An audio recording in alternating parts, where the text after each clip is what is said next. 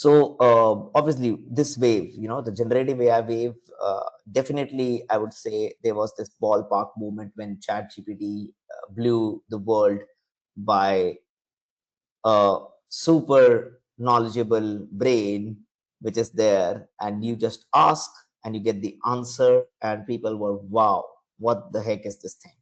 Like I ask anything, but you used to ask that on Google too, but that's the point. It's not something that is searching from the Yeah. internet. It is Like trying Siri to, or Alexa, right? Like yeah, we're used to that. We're used to 10 years ago, like, oh, Siri's gonna be amazing, and it's like I just don't even use it, right? Like, it's yes, always the person like at like a hotel when you're traveling that's just like shouting into their phone, and you're like, what are they doing? Why are they doing this?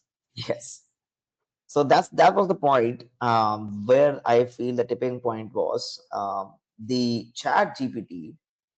It acted as like when we used to talk, like when we talked to Chat GPT, and when people started talking to it, they were blown away because it was able to generate responses. It was able to generate new content. It can be hallucinations. It can be, when if you ask ChatGPT to write a full-fledged code, it'll give you. It'll work or not. That's the second step. Like you have to try out and things like that. But it gives you a very confident answer with a disclaimer that it might not be true.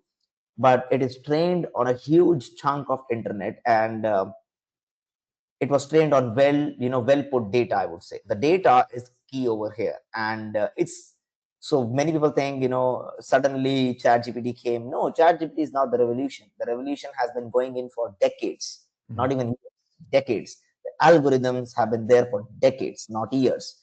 The research has been there for 60 plus years.